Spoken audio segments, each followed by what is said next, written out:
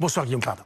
Consultant police-justice BFM TV, on va revenir sur quelques aspects de ce qui s'est passé. Tout d'abord, un homme dont on ignore officiellement en tout cas l'identité, armé tôt ce matin, qui a fait usage de son arme. Est-ce que ça implique une action particulière de la part de ceux qui veulent l'arrêter?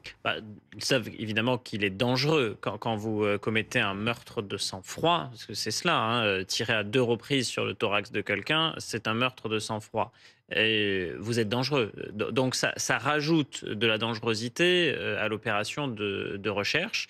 Et évidemment, se pose aussi la question du motif.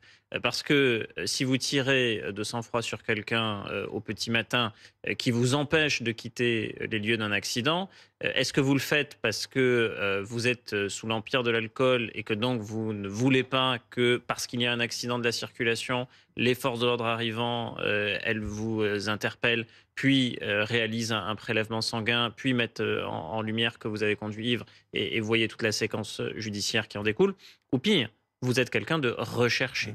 Et si vous êtes une personne recherchée, par exemple, qui ferait l'objet d'un mandat, ça veut dire que si on vous interpelle, vous partez directement en détention. Et donc ça peut inviter à être extrêmement violent et dangereux si on essaye de vous retenir. C'est ce qui est arrivé à cet employé municipal. Donc ça aussi, si vous êtes une personne recherchée, ça peut rajouter à la dangerosité et ce sont des éléments que doivent prendre en compte les enquêteurs pour l'opération de recherche. Deux questions en une. Comment on qualifie ce qui s'est passé ce matin? Et est-ce que ça a un rapport avec les chiffres dont on dit qu'ils sont en hausse des fusillades ou des homicides par arme à feu? C'est un homicide. Un homme est mort, on lui a tiré dessus, c'est un homicide. Maintenant, est-ce que c'est en rapport avec le grand banditisme? Vous dites Grenoble est une ville où récemment il y a eu des faits criminels sur fond de trafic de stupéfiants. Pour l'établir, il faut avoir l'identité du tireur. Si vous mettez en lumière que le tireur est fiché, est recherché, est défavorablement connu des services de police et notamment de police judiciaire, oui, là, on pourrait faire un lien. Et encore, quand on voit les premiers éléments de la scène, ça donne plutôt l'impression de quelqu'un qui voulait fuir l'arrivée de la police que véritablement s'en prendre nommément, personnellement, à cet employé municipal. Mais pour faire ce lien-là, encore faut-il avoir l'identité. Et selon nos informations, les enquêteurs n'en disposaient pas ce matin.